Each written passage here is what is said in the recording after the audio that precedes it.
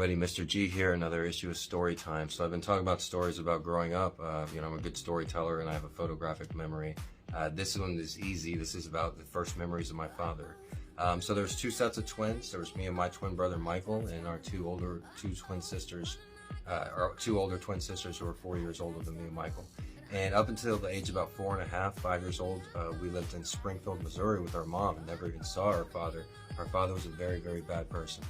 And our mom had custody at that time, and I have lots of positive memories from Springfield, Missouri. I remember Silver Dollar City. I remember fireworks. I remember big lollipops. I remember my sister had a cat, and there were 2 poodles as well. I remember watching Dukes of Hazzard and Scooby-Doo on the old school TV. I remember our babysitter who was obsessed with Star Wars. I remember lots of positive memories from that time, Then I remember our father came over one time. There was a big fight between him and our mother was like trying to get him off of him. She ended up throwing eggs at him. And me and my twin brother Michael, we were so scared, we didn't know what to do. We didn't know who this guy was even. And then we just started petting the 2 poodles, our 2 little friendly dogs, because we were scared, so we're just petting our poodles while they physically fought. And so our mom had schizophrenia and lost custody of her 2 sets of twins, so her 4 kids, and then our father was given full custody, right?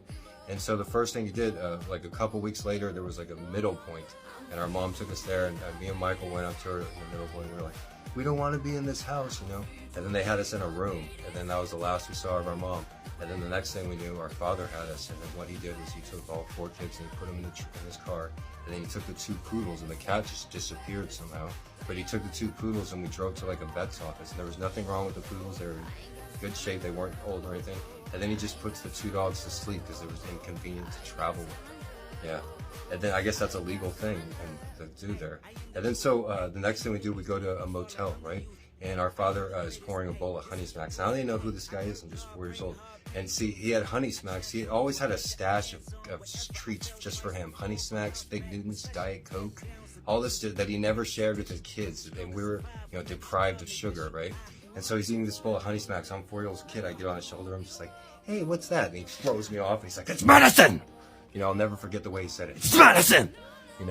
And I'm in the corner and I start crying. And he gets up and he gets out his belt and starts snapping it. It's like, I'll give you something to cry about. I'll give you something to fucking cry about. He's yelling at a 4-year-old like this. And I'm in the corner crying.